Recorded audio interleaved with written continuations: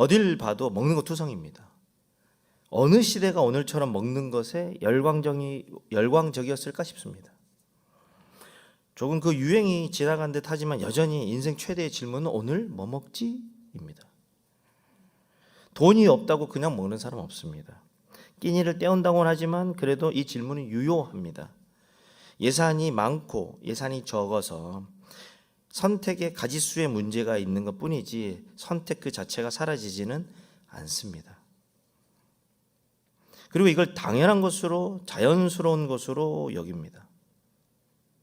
먹는 게 중요하다라고 말하는 것이 당연한 세대입니다. 정말 그럴까요? 네, 그렇습니다. 먹는 일에 관심 없는 사람을 특별한 사람, 이상한 사람, 어떤 일이 있는 사람으로 여기고 있습니다. 여러분이 친구한테 뭐 먹을래? 아, 나 괜찮아. 그러면 당장 여러분 뭐라고 말합니까? 왜? 무슨 일이 있어? 라고 반응합니다. 웃음의 포인트였는데 별로 웃지 않았어요. 약간 불안해지기 시작했어요. 우리는 뒤늦게 웃으셨군요. 선생님이신 것 같은데. 우리는 먹는 일이 중요합니다. 그리고 거기에 몰두해 있고요. 그런데 제가 이렇게 표현했습니다. 지금은 전쟁 중이다라는 겁니다. 먹고 마시는 나라와 의와 평강과 기쁨의 나라가 지금 전쟁 중에 있습니다. 지금의 모습과 비슷한 상황이 있었으면 성경 말해주고 있습니다. 누가복음 17장 27절 제가 읽어드릴 거니까요. 잘 귀를 들으시면 됩니다. 노아가 방주 안으로 들어가던 날까지 사람들은 먹고 마시고 장가가고 시집가고 했다. 그리고 홍수가 일어나 그들을 모두 쓸어가 버렸다. 다시 한번 읽어드릴게요. 노아가 방주 안으로 들어가던 날까지 사람들은 먹고 마시고 장가가고 시집가고 했다. 그리고 홍수가 일어나 그들을 모두 쓸어가 버렸다. 오늘 결혼하신다고 하셨는데 탓하는 건 아니에요. 하필 이렇게 나오실 줄 몰랐어요. 다른 본문을 구할 걸 그랬나라는 생각이 듭니다. 갑자기 먹고 마시고 장가가고 시집갔다. 오늘의 표현을 하면 뭘까요? 먹고 마시고 연애하고 환승했다. 뭐 이런 정도 있겠죠. 요즘 TV 틀어보면 먹는 이야기, 연애 이야기. 요즘 환승 연애 정말 기가 막힌 프로그램 같아요. 저만 그렇게 보이는 것 같네요. 이런 표정을 보니까. 온통 연애 이야기 그리고 먹는 이야기로 가득 차 있습니다. 저는 감히 지금의 현상을 당시 노아 현상과 동일하게 두고 살펴봐도 크게 다르지 않다고 이해하고 있습니다. 먹고 마시는 나라는 하나님께서 홍수로 쓸어버리셨습니다. 오늘의 언어로 이야기할까요? 먹방이 대세이며 오늘을 무엇을 먹을지가 중요한 시대, 누구와 연애해야 할지, 어떻게 연애해야 할지, 헤어지면 어떻게 환승해야 할지가 중요한 시대를 살고 있다. 그리고 홍수가 일어나 그들을 모두 쓸어가 버렸다 해도 뭐 이상하지 않는 거라고 저는 이해합니다. 다시 홍수 이전의 혼란, 바르지 않음, 하나님을 잃어버림의 순간을 살아가고 있음에 바울이 경고하고 있다고 오늘의 말씀을 묵상하고 여러분과 나눕니다. 2000년 전 바울의 경고는 오늘날에도 유효한 것 같습니다. 그렇다면 바울의 대안을 주목해 볼 필요가 있습니다. 바울은 그저 대안 없이 지금이 엉망진창이다, 너희들 잘못됐다라고만 말하지 않았습니다. 명확한 길을 보여주는 바울입니다. 그 명확한 길은요, 의와 평강과 기쁨입니다. 그 어떤 나라가 대비되고 있느냐? 먹고 마시는 나라와 의와 평강과 기쁨의 나라가 지금 명확하게 대비되고 있습니다.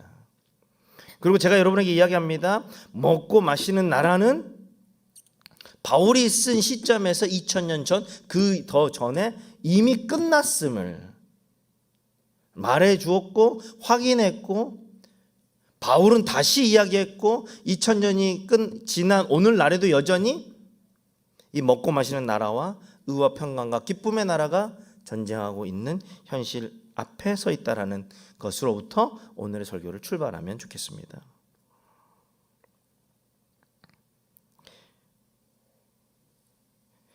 의와 평강과 기쁨, 이것이야말로 그리스도인이 하나님을 기쁘시게 하고 사람에게도 인정받는 길임을 전해주고 있습니다. 그게 바로 18절입니다. 센스가 있으시네요. 그리스도를 이렇게 섬기는 사람은 하나님을 기쁘시게 하고 사람에게도 인정을 받습니다. 인생 최대의 복입니다. 이보다 더 큰 복은 없습니다. 하나님을 기쁘시게 사람에게 인정받는.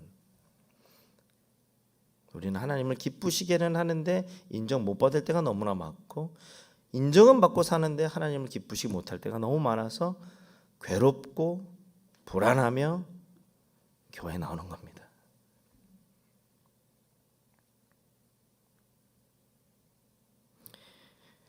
그렇다면 우리는 먹고 마시는 나라 속에서 그 나라에 매몰되어 심판을 향해 나아가는 것이 아니라 어떻게 하나님의 나라인 의와 평강과 기쁨을 품고 누리며 살아가야 하는지 귀 기울여 볼 만합니다.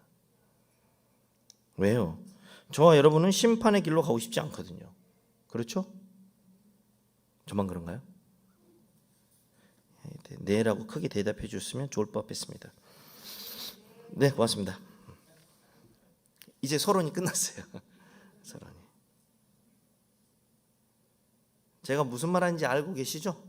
네, 고맙습니다. 의와 평강과 기쁨을 이야기할 때 반드시 들어가는 문구가 있습니다. 의와 평강과 기쁨. 바로 성령 안에서입니다. 17절에 하나님의 나라는 먹고 마시는 것이 아니라 성령 안에서라는 이 중요한 이 문구가 있음을 놓치면 안 됩니다.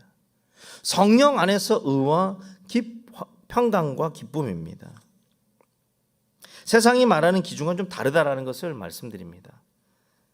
하나님으로부터의 의로움, 하나님 안에서의 의로움, 하나님으로부터의 평강, 하나님 안에서의 평강, 하나님으로부터의 기쁨, 하나님 안에서의 기쁨입니다. 먹고 마시는 것으로 표현되는 세상에서 의와 평강과 기쁨으로 살아가는 것이야말로 진짜 승리요 대안적 삶이라는 것입니다. 이게 바울이 우리에게 전해주고 싶은 목소리라고 저는 이해했습니다. 먹고 마시는 나라로 끝내 마침내 심판으로 들어가는 인생이 아니라 의와 평강과 기쁨의 나라에서 새로운 삶을 기대하고 소망하며 그 삶을 누리기를 원하는 것이 바울의 목소리라고 이해했습니다.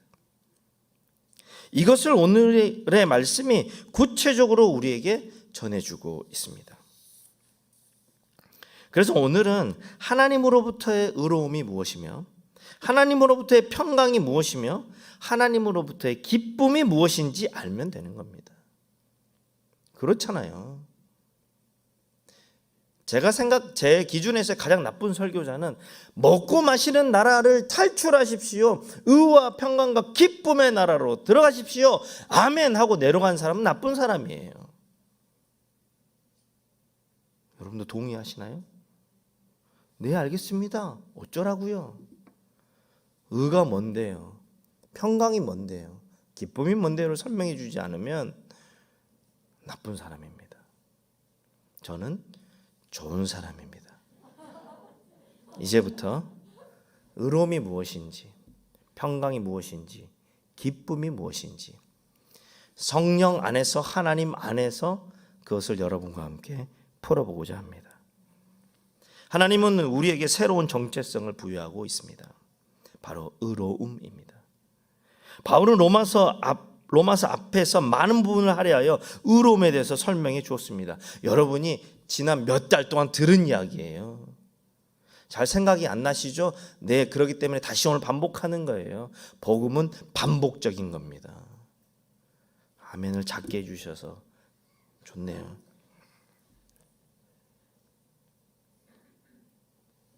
우리의 공로나 수고로 의로움을 얻지 않았습니다.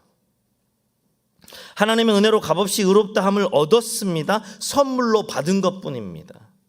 로마서 3장 24절이 그 대표적인 구절입니다. 그리스도 예수 안에 있는 구속으로 인해 하나님의 은혜로 값없이 의롭다는 것을 인정받았습니다. 우리는 이 사실을 결코 붙들어야 하는 겁니다. 의로움의 근거는 바로 하나님입니다. 내가 더 이상 죄에게 끌려다닐 수밖에 없는 인생이 아니라고 말하고 있습니다. 세상이 정해주는 길과 인정에 붙들려 사는 것도 아닙니다. 내가 수고하고 애쓴 만큼 겨우 얻어내며 뭔가 갖지 못한 것에 대해서 박탈감을 느끼고 어떤 자리에 오르지 못한 실패감, 열패감에 사는 인생이 아니라는 것이 교회가 말하는, 복음이 말하는 의로움입니다.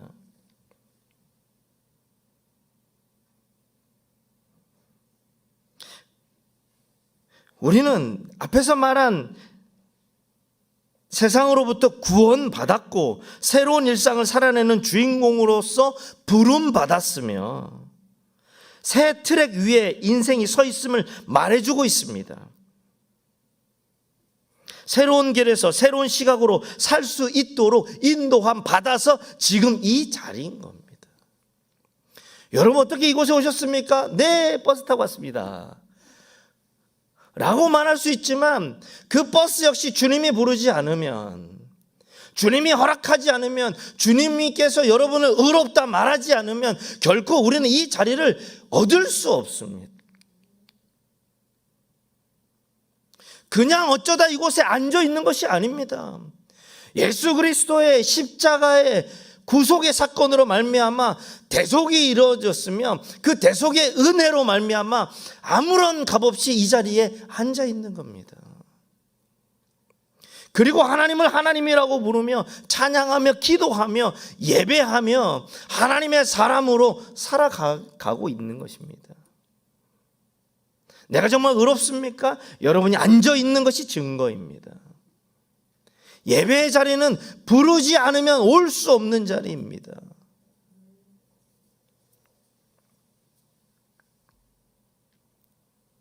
그리고 그 의로움으로 인정받았고 그대가 의인입니다. 당신이 의인입니다. 의로움을 옷 입었습니다. 바로 성경이 매 순간 우리에게 말해주고 싶은 겁니다. 일상 가운데 넘어지셨습니까? 실패감이 있습니까? 왜 나는 인생이 내가 기대하고 소망한 대로 풀리지 않을까라고 답답하며 이 문을 들어오셨습니까? 그래도 너 괜찮다.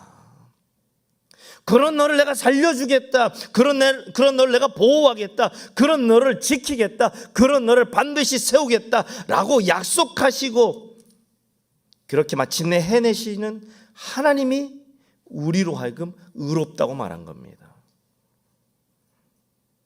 매 순간 하나님의 말씀을 읽으며 확인받기를 원합니다.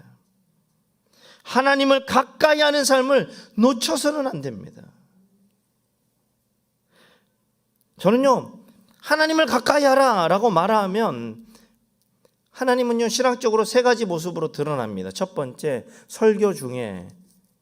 두 번째, 성경으로 기록된 하나님, 말씀하시는 하나님, 그리고 하나님 그 존재 자체가 어느 날 갑자기 우리를 마주합니다. 하나님의 현존은 신학적으로 세 가지라는 겁니다. 말씀하시는 하나님, 기록된 하나님, 하나님 현존 그 자체요. 그러면 하나님의 말씀을 듣는 이 자리는 여러분 하나님을 만나는 겁니다. 여러분이 성경을 펼쳐서 읽고 그 말씀을 가까이 하는 것은 하나님을 가까이 하는 겁니다.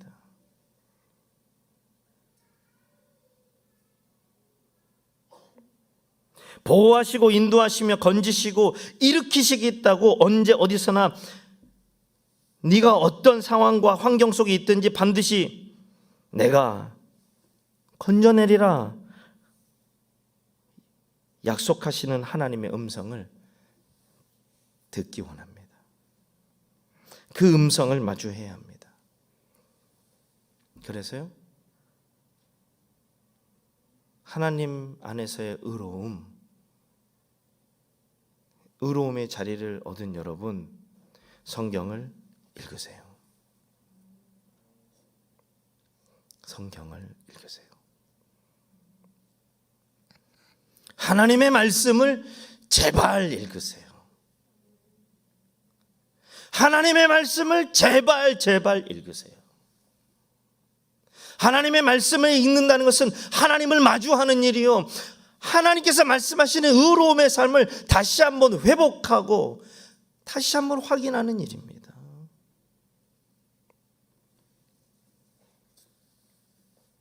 두 번째, 두 사람이 발을 맞추어 나가려면 한 사람이 다른 한 사람에게 맞추겠다는 결심이 필요합니다. 각자 자기의 보폭으로 걷다 보면 반드시 방향이 달라지고 속도가 달라 함께 발 맞추어 나갈 수 없습니다. 그럼 누가 발 맞추어 할까요? 세상은 약한 사람이 강한 사람에게 맞춰야 한다고 이야기합니다. 을이 갑에게 맞춰야지 갑이 을에게 맞추는 것은 예의가 아니며 정도를 벗어났으며 그건 바람직하지 않다고 우리 모두 이해합니다. 그래서 항상 약한 이들에게는 수고와 혼란이요, 강한 이들에게만 평강입니다. 이게 진짜 평강일까요? 오늘의 말씀은 우리를 강하다라고 표현합니다. 15장 1절, 우리 강한 사람들은, 이 표현에 주목해 주시기 바랍니다. 우리가 왜 강할까요? 여러분이 강하다고 느끼십니까? 네, 우리는 강합니다. 왜요? 의로운 사람이니까요. 하나님께서 지켜주시고 보호해주시며 건져주시고 인도해주시겠다고 작정하셨고 그 약속을 가진 사람이에요. 그 사람인 우리가 진짜 강한 겁니다. 우리는 빼앗겨도 주님이 되찾아 주실 것이 믿다? 아이고, 좀 늦네요. 우리는 빼앗겨도 주님이 되찾아 주실 것이며 우리는 넘어져도 주님이 일으켜 주시는 의로운 사람이에요. 그러니 우리는 다른 사람의 것을 빼앗으려 했을 필요가 없습니다. 내 방법과 내 주장대로 억지를 부릴 필요도 없는 거예요. 승리하신 주님이, 거룩하신 하나님이 우리를 가장 좋은 방법과 상태로 이끄시고 채울 겁니다. 그 사람을 뭐라고 말합니까? 강하다라고 말하는 겁니다.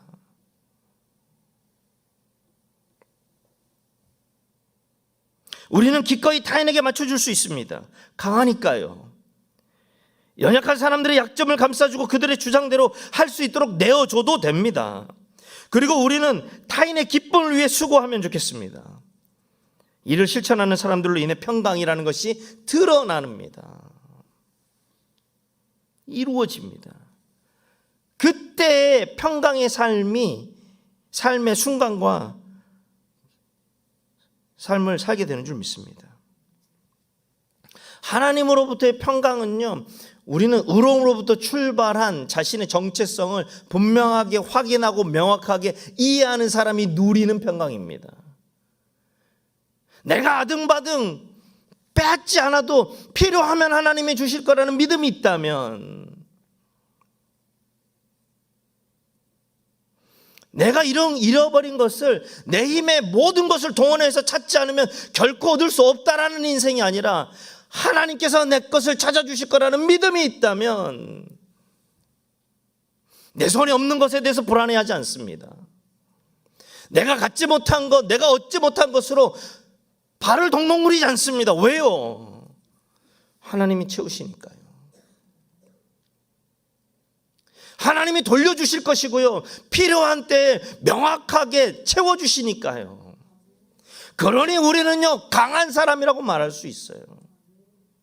그러면 그 강한 사람으로 사는 사람은 기꺼이 연약한 사람들을 돌봐줄 수 있는 여유와 부드러움을 갖습니다. 여러분, 보통 부자는 부드럽고 여유롭습니다. 동의하십니까? 네, 저는 동의합니다. 부자는 좀 부드럽고 여유가 있습니다. 제게 돈이 10,000원이 있어요. 10,000원이. 강정문 목사님한테, 목사님 제가 차 한 잔 살게요 라고 이야기했어요. 그런데 강정문 목사님이 놓고 해서 7,500원짜리 뱅쇼를 골라요. 그러면 이 사람 뭐 하자는 거예요? 싸우자겠다는 거예요. 내가 10,000원이 있는데 네가 7,500원짜리 먹으면 나는 얼마짜리 먹어야 돼요? 못 먹어요. 놓고 해서는. 거칠어집니다. 제가. 보는 눈이 달라져요. 죄를 지었습니까? 아니에요. 제가 차 한잔 마십시다라고 말했고 그것에 응답하여 자기가 평상시 먹었던 뱅쇼를 말했던 아무런 죄 짓지 않는 순전한 사람이에요. 그런데요, 10,000원 가진 나에게는 도전하는 거니? 내 마음이 상합니다. 여유가 없어집니다. 거칠어집니다. 내가 10만 원이 있어요. 강정원 목사님이 뱅쇼를 먹어요. 한 잔 더 마셔요. 갈 때 부모님 것도 챙겨가요. 어떻게 됩니까? 여유로워집니다. 부드러워집니다. 하나님께서 말씀하시는 그 의로움, 명확한 의로움의 사람이라는 자신의 정체성을 가지고 살아가는 사람, 그 사람이 여유가 있고 부드럽습니다. 기꺼이 무슨 말에도 맞출 수 있습니다. 기꺼이 어떤 공격에도 괜찮아, 사람이 그럴 수 있지라고 말할 수 있습니다. 제가 10,000원 가지고 있는데 7,500원짜리 뱅쇼 시키면 강정호 목사님은 성격이 이상한 사람이라고 판단합니다. 어떻게 저렇게 사람에게 배려하지 않을까? 저 사람은 무슨 의도로 나를 올라옵니다. 내가 어떠니까요? 작아요.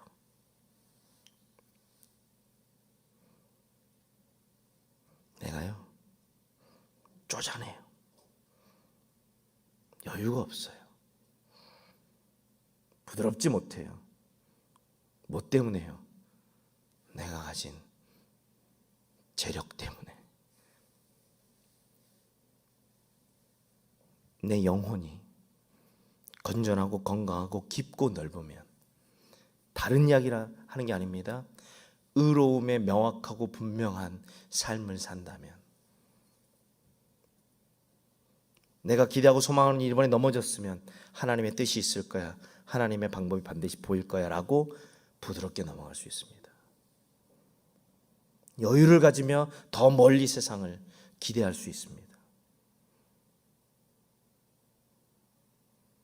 그런 정체성이 없다면 두렵습니다.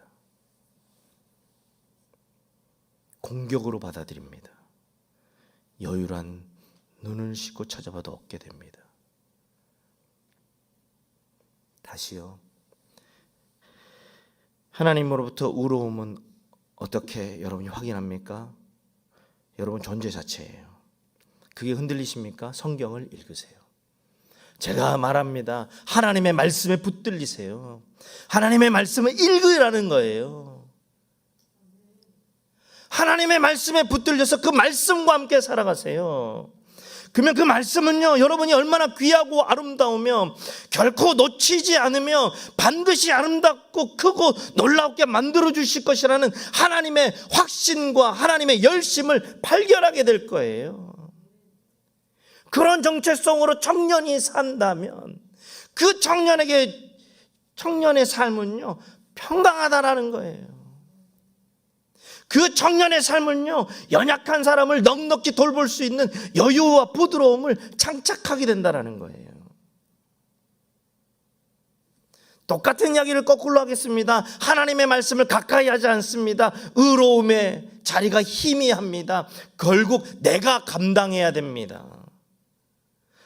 나에게 찾아오는 모든 도전들을 내가 해야 됩니다. 벅찹니다. 거칠어집니다.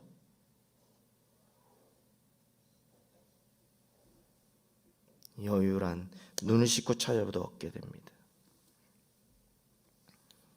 그래서 다시 하나님으로부터의 평강을 어떻게 얻습니까? 말씀을 읽으세요. 하나님의 말씀에 집중하세요. 하나님의 말씀을 붙드세요. 그럼 우리는 계속 채워주고 수고하며 맞춰주기만 하면 될까요? 과연 우리는 어디서 어떻게 공급받아 이런 삶을 살 수 있을까요? 15장 4절이 명확하게 우리에게 말해주고 있습니다. 우리로 하여금 성경이 주는 인내와 위로로 인해 소망을 품게 하려는 것이다. 하나님의 말씀이 우리로 하여금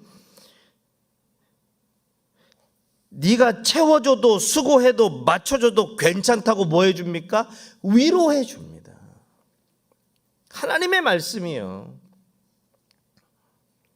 하나님의 말씀이 네 것을 내어주고 네가 더 많이 수고하고 네가 그 사람에게 맞춰주고 연약한 사람을 돌봐줘도 괜찮아 라고 위로해 준다라는 겁니다.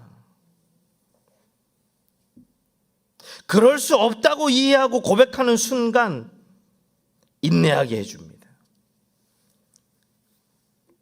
이러한 위로와 인내로 우리는 소망의 자리로 나아갑니다. 이게 신비입니다. 지금도 조금 복잡한데요. 시간이 좀 돼서 제 마음이 더 복잡해졌어요. 근데 내가 중요하니까 조금 해도 되겠죠? 아멘 한 분만 하셔서 더 복잡해졌어요. 빨리 할게요. 우리 인생이 잘 들어보세요. 우리 인생의 크기는요 우리의 기대와 비례합니다. 맞습니까? 아멘이 아니고 그냥 고개라도 끄덕거려 주세요. 보통 보니까 이 청년부가 말은 잘 안 하시는 내향형의 그리스도인이라고 생각해요. 자, 다시요. 우리 인생의 크기는요 우리의 기대와 비례합니다. 맞습니까? 보통 그렇죠. 우리가 기대한 만큼 우리 인생의 크기가, 그리고 우리가 기대할 때 그만큼 노력해서 그 자리가 되니까요. 우리의 인생의 크기는 우리의 기대와 비례합니다. 그럼 우리의 기대하는 것은요 우리의 소망의 크기와 비례합니다. 맞습니까? 그렇죠. 우리가 내가 소망하는 것이 있기 때문에 기대하는 거잖아요. 내가 절대 소망할 수 없는 것을 기대할 수 있습니까? 그건 공상가예요. 그렇게 하지 않아요. 소망하니까 어떻게 됩니까? 기대하게 되고 우리가 기대한 만큼 인생을 살아가는 거 맞지요? 네, 좋습니다.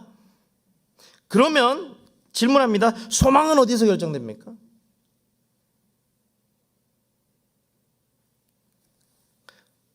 바로 답을 말했는데도 꼭 질문하면 다들 힘들어하세요.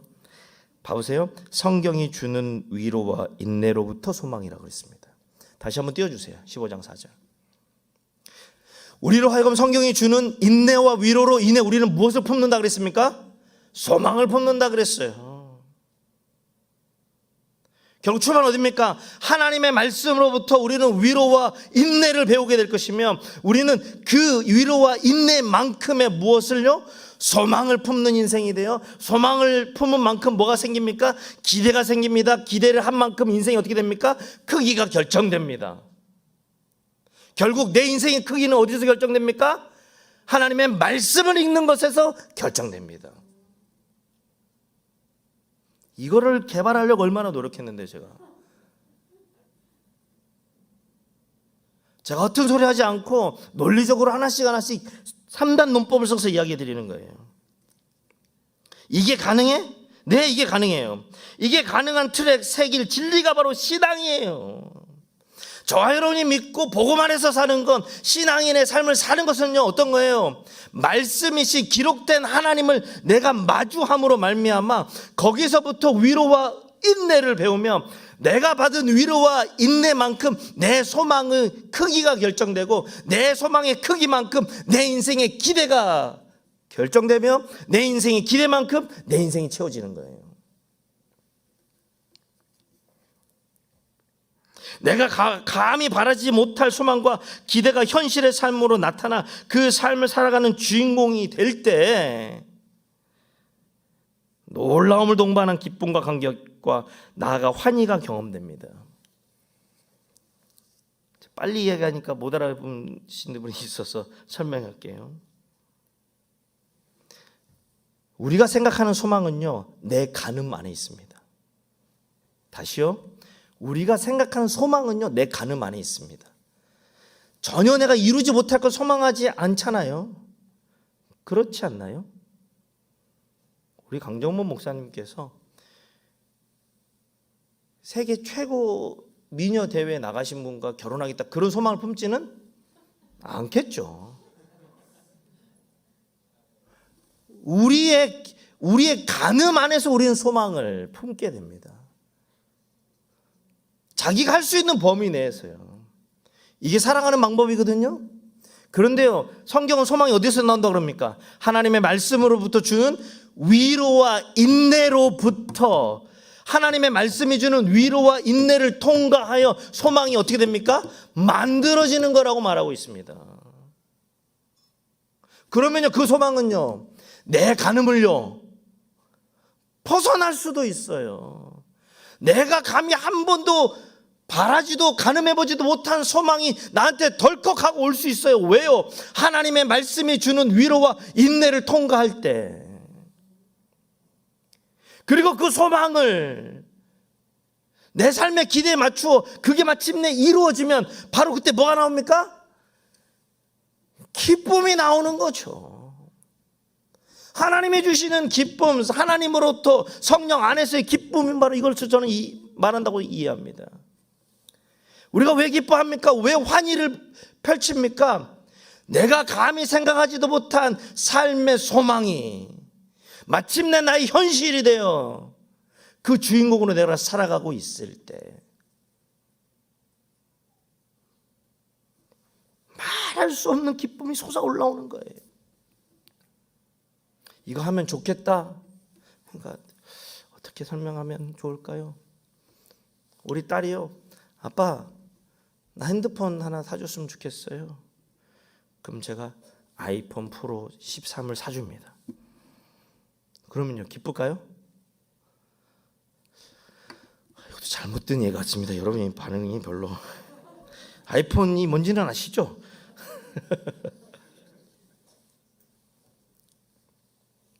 아빠 나 핸드폰 사주세요.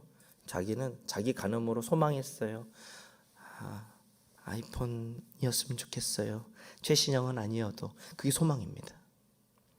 그런데 그가 생각하지 못한 소망, 아이폰 최신형을 사줍니다.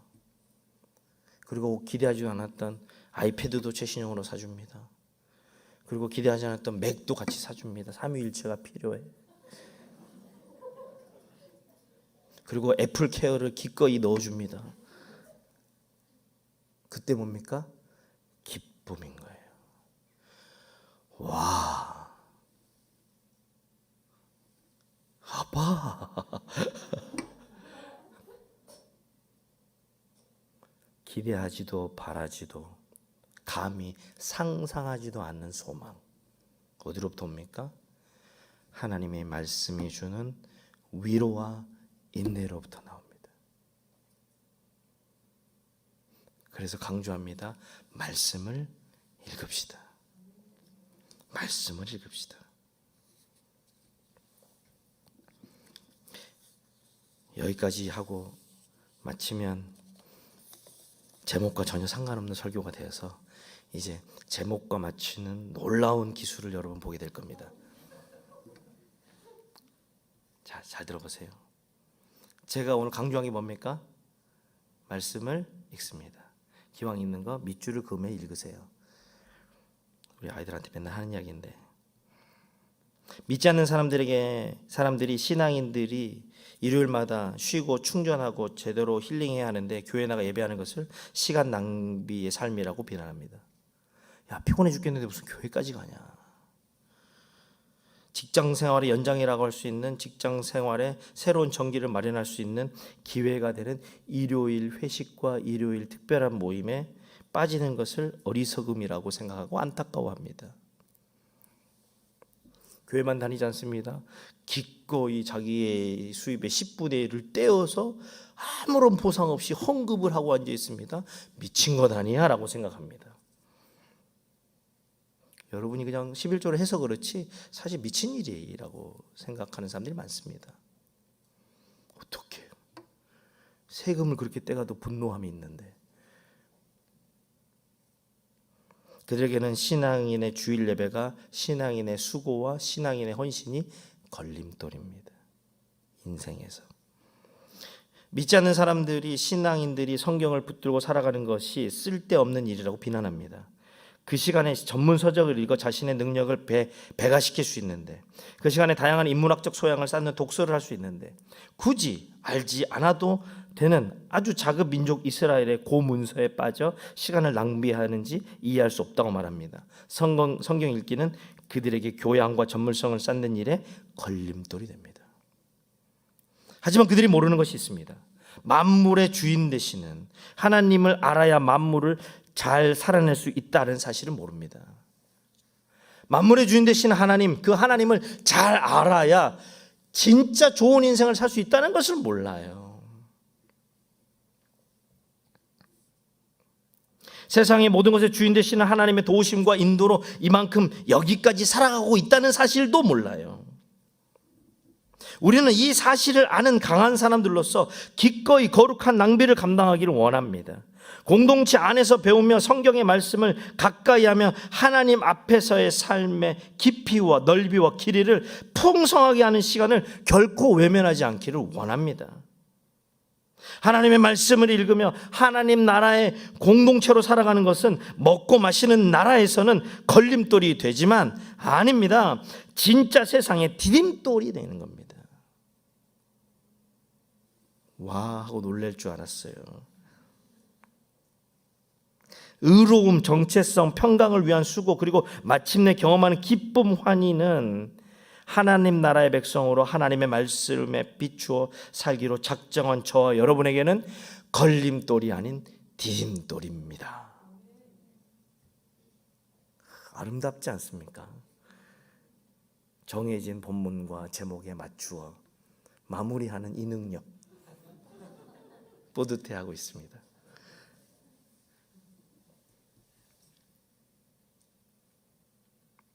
마지막 문장이 참 잘 쓴 것 같아요. 한 번 더 읽어드릴게요.